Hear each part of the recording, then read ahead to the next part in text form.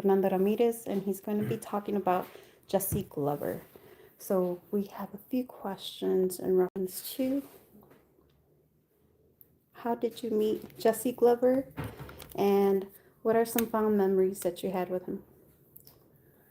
I met Jesse Glover, I believe it was, I don't recall if it was 1995 or 1996.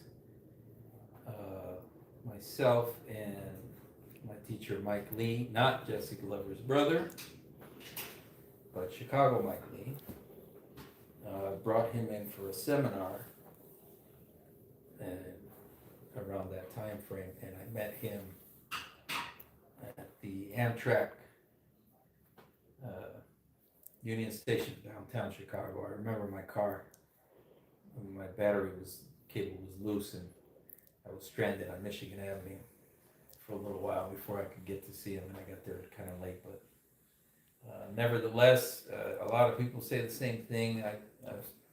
My experience was the same with him. Mm-hmm. Uh, when he got there, I said, "Oh, Mr. Glover," or you know, he said, "Don't call me that. Call me. You want to talk to me? Call me Jesse." So he made that right away very clear. Uh, we that day we go back to Mike Lee's house, my friend, my teacher, and Jesse and I are getting to know each other, talking a little bit. I don't know what to say to him. I'm a little nervous because of who he is and the things that I've heard about him, right? All the Mm-hmm. skills that he has. And at this point, I've had some fights and I've done some things, and you know, I think I'm somebody, Mm-hmm. but I knew I couldn't best him. But they told me you can't even touch him. You can't even like touch his body. Mm-hmm. And I didn't think that was true, which was the first mistake. So I'm standing there in the garage with him, and Mike says, "Oh, I gotta go. I'll be back." So he leaves me and Jesse there, and Jesse looks at me and he says, um, "So I heard you do chisao." And I said, "Yeah, I do a little bit." He goes, "Well, let me see." He puts his hands up, and I said, "Okay, well, this is the way to find out whether I can touch him or not." So I didn't want to do anything like hurt anybody, and I knew I couldn't really do anything with him. But I said, I'm going to touch him. I don't believe that. And so we put our hands together. The minute my arms touched his arms, I knew that I was done. It's hard. If you haven't done that with him,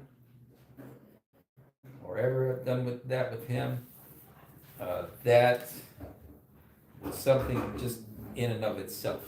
Okay. Um, you already knew you couldn't do anything with this man. Yeah. But nevertheless, I'm a stubborn being, so I'm going to try.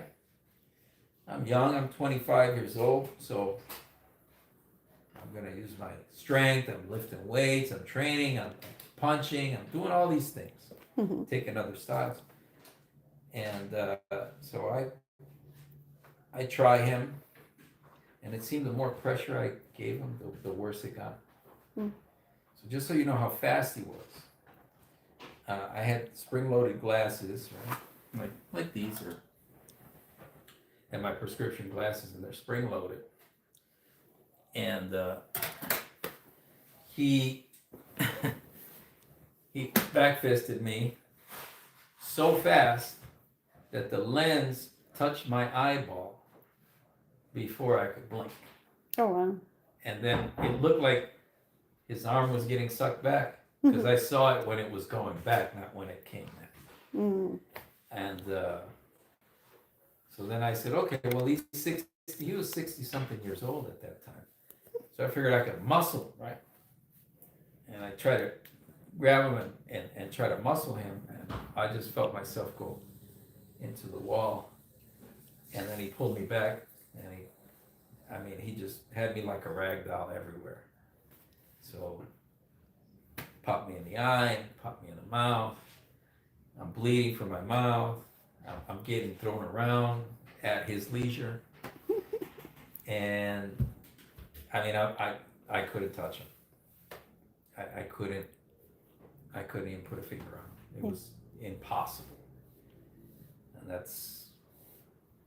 And then he told me something. And so to answer the second question, he told me something that stays in my mind to this day. And if I'm teaching somebody, I say the same thing.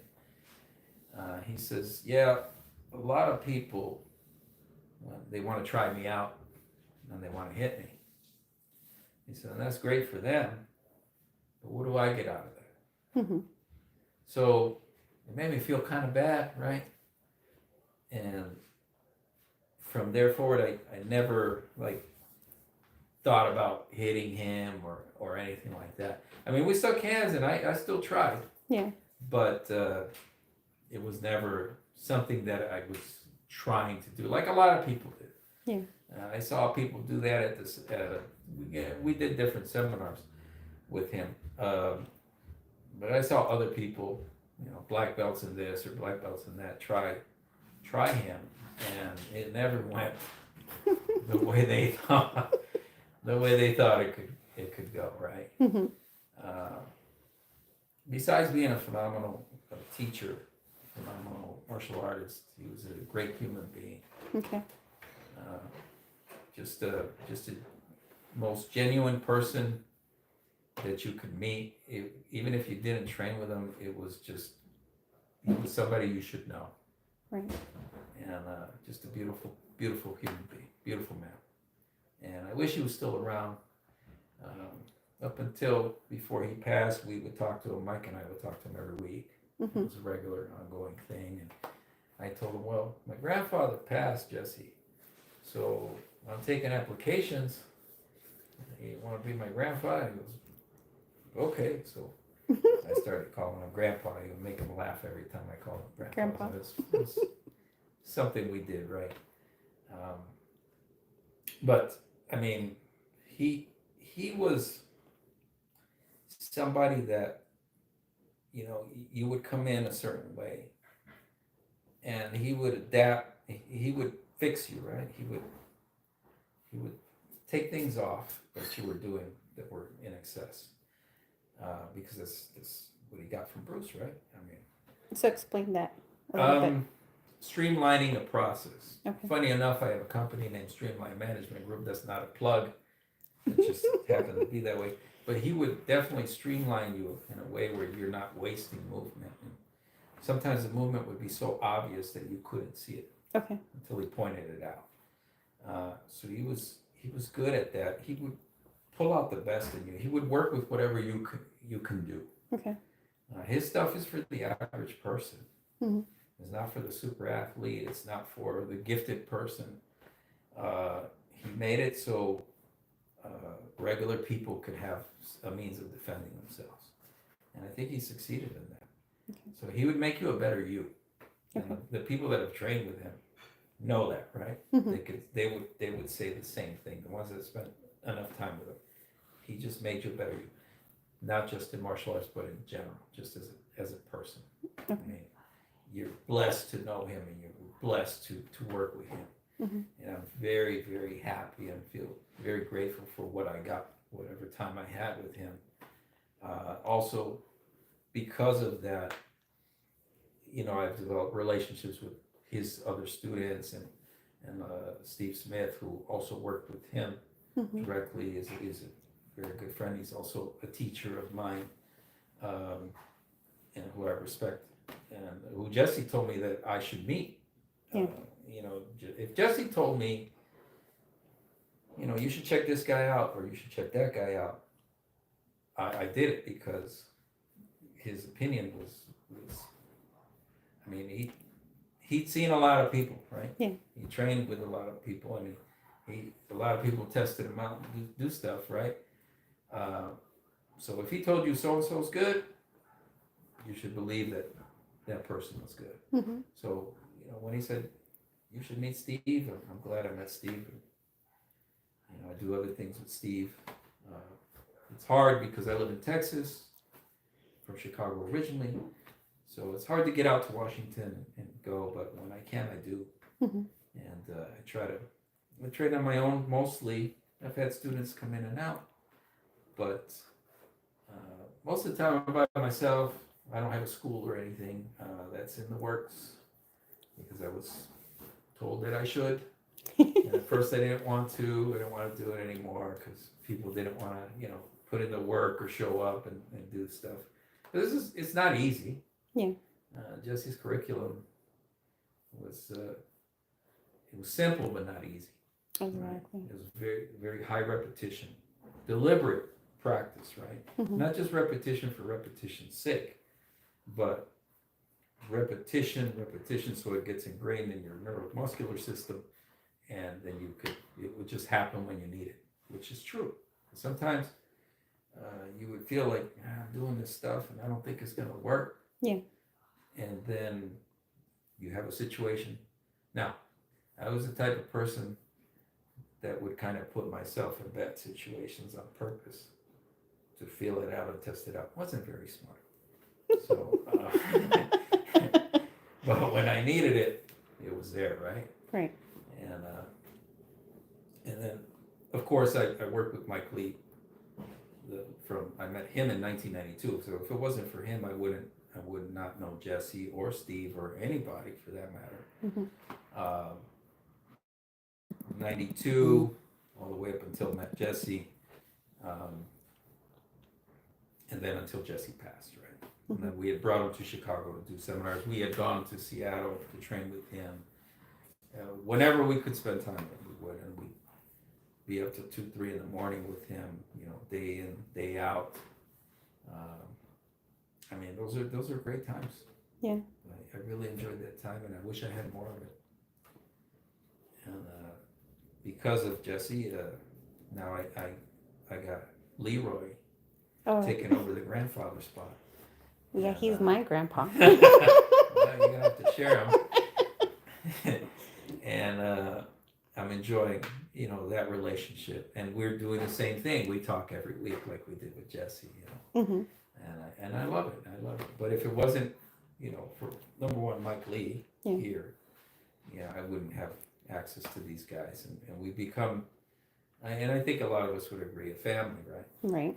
Because it's gone beyond the martial arts thing. It's not about that anymore. It's about just having that relationship and spending time with one another. Exactly. Which doesn't take away from the quality at all. Mm-hmm. A lot of these guys are fighters, they make this stuff work. I know we get criticized a lot on the internet. Well, that ain't gonna work, or that's fake, or people have talked really bad about Jesse after he's been, deceased for years. It's like, really, people, I mean, and they speak as if they know, and they don't know.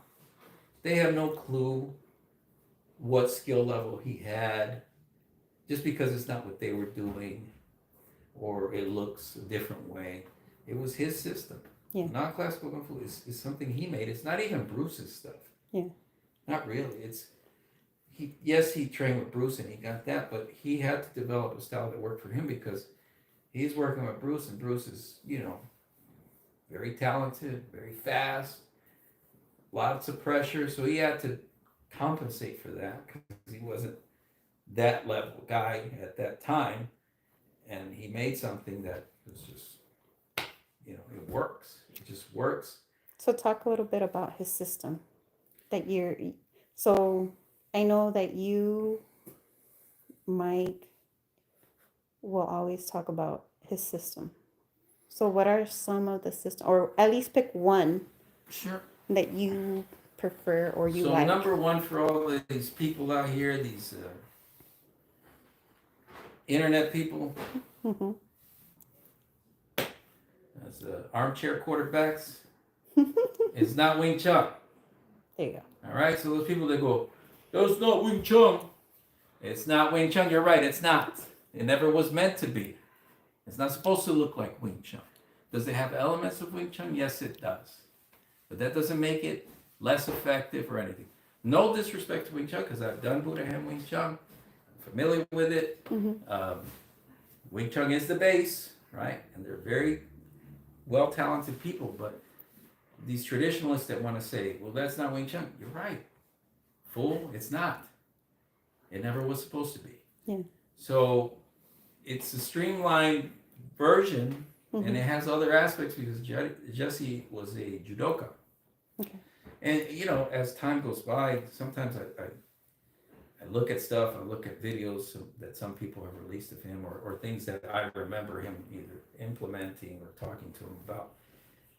You could see, right, the Mm-hmm. influence of certain things in him, and so it has aspects of Wing Chun. It has judo in it because Jesse was a judo champion.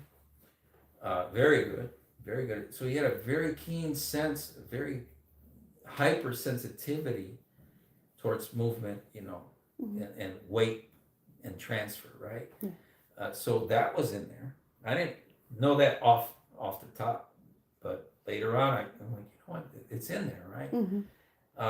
Then later, as he was working with Steve, him and Steve were collaborating a lot and exchanging ideas, and this is by both their conversations with me.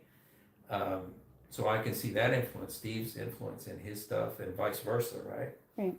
And Steve puts curves in things. Not everything is a straight line, so he made that. He's also a pilot, so he understands that the straight line isn't always the shortest route, right? Yeah. Um, so those are elements of things, and then the high repetition, right? Okay. Very high repetition to make your response be there when you need it. Uh, I mean, people would gas out if they weren't used to it. Mm-hmm. Your minimum was 1,000 punches. That was minimum. And I'm talking hard, fast. You know, not punching air. Uh-huh. You're hitting mitts. He had these mitts made out of catcher's glove, and it had rubber inside, cushion inside, and you're hitting leather, and that thing would hurt. It would shock you all the way through your neck, tear up your knuckles, and that's what they were hitting, right? Yeah. And you're hitting that all day, you know, 5 hours on a weekend. And the guys in Seattle, I mean, they had him all the time, so they were very used to that. I wasn't used to that. We adopted that later, right? Yeah. And all fighters, all good fighters, for the most part. A lot of them have had fights. I've had some fights. This stuff works. Mm-hmm. It works. And I've tried different people, different styles. It works. I've had people that have had fights that trained under me, Mm-hmm. and they called me when it happened. Hey, man, this thing works, because they were also dubious, just like me. Yeah. But that's what I would say is the repetition, the endurance stuff, you know, because you build endurance as a result of, you build speed as a result of, because he would always tell us, I would tell him, I'm not that fast, right? I'm actually faster now. I'm 53 years old, and I'm faster now than I was in my 20s. Okay. But he would say, you develop speed, just keep punching in it, it will just happen. And I didn't believe him Mm-hmm. until I kept doing it, and then yeah, you just get faster. Okay. And the power comes too, right, from hitting something, and the drills that we would do. And he was always modifying things, changing things, because he would say, okay, we're not doing that anymore. We're going to do this now. So, you know, I'm a good soldier. I follow directions. You tell me do this, I do. Right. Unless it's not working, then I'll come back, right? Mm-hmm. But I'll do it, and then when I see it's working, I stick with it. You know, I have injuries now. I'm older. Things hurt where they shouldn't. I'm not doing that kind of work anymore, but it's still there. Mm-hmm. My body still responds when I start to really go in there and pull it back out. My body does what it needs to do. It hasn't gone. Yeah. It's not gone. And I mean, that's pretty much it. Some people think that, oh, they see it and they say, that's easy, or I got that. They don't know. Oh no, I see you guys. They don't know. They're just talking. It's just clickbait stuff. Dominic Ism. I'll name him. He's a punk. I'll say it right here. He's a punk. And he talks a lot of crap. And he doesn't know shit. Excuse me, did I cuss? I'm sorry. But I miss Jesse. I wish he was around. Right. Um, So tell us, just to wrap up a little bit, and more of the fond memories that you guys built as a family together. I think just this group that he's created. Mm-hmm. Now we have a group of Mm-hmm. guys that trained with him and trained with Ed Hart. And I didn't get to train too much with Ed Hart. It was just a couple of days. I didn't really, because he passed shortly after that, so Oh, I didn't get to work with him. But they had, plenty of access to those guys. I never met James DeMille. I know my teacher Mike had trained with him. He trained with Ed, and he trained with Jesse. I didn't get that much, okay. but just that group that we have now, I'm really grateful for it. And, we're trying to keep this thing going because people are getting older, people are dying, stuff like that. And we don't want it to get lost Exactly. because it's definitely worth preserving. And it's not going to be exactly what Jesse did because we can't, none of us are Duplicate. Jesse, right? Mm-hmm. So some guys are close. I'm not close. But it's our interpretation, right? Exactly. Because non-classical info is actually his, right? Mm-hmm. I mean, we could say we do it, but it's his. It's just like he said.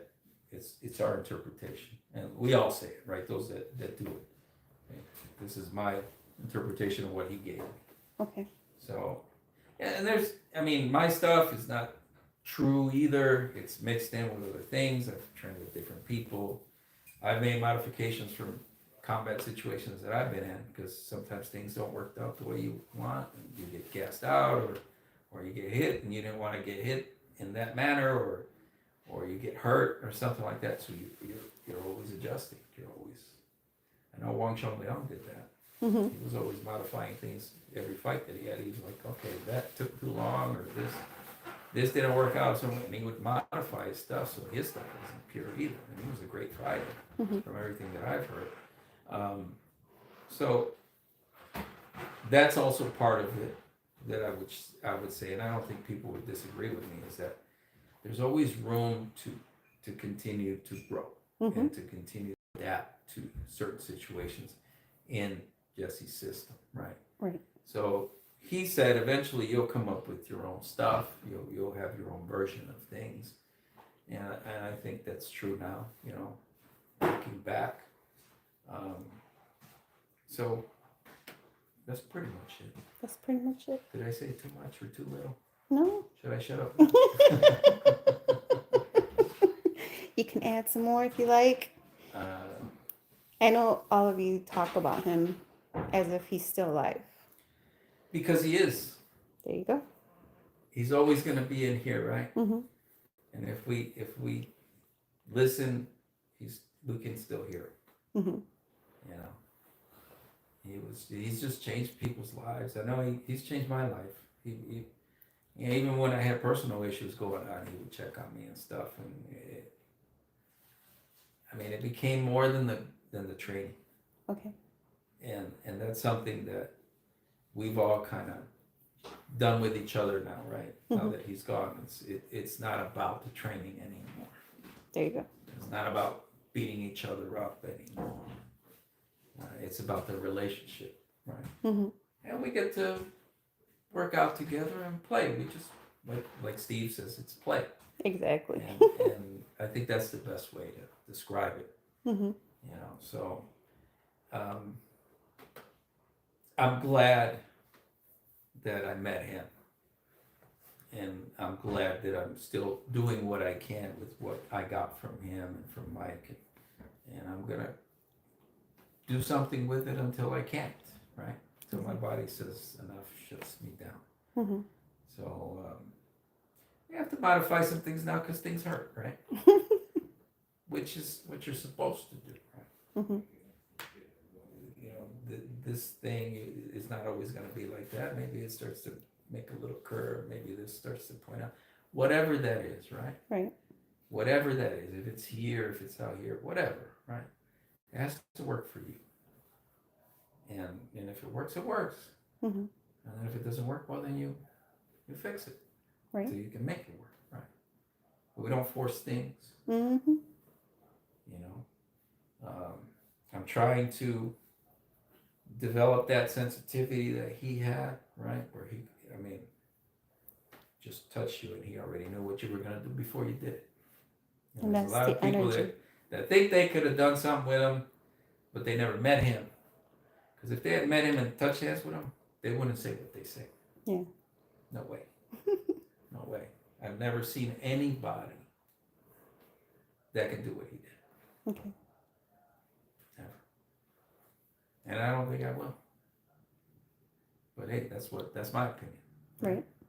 I don't think I ever will. I mean, he's still unmatched in what he was doing. Incredible human being. Yeah. But that's it. That's it. Yeah, that's.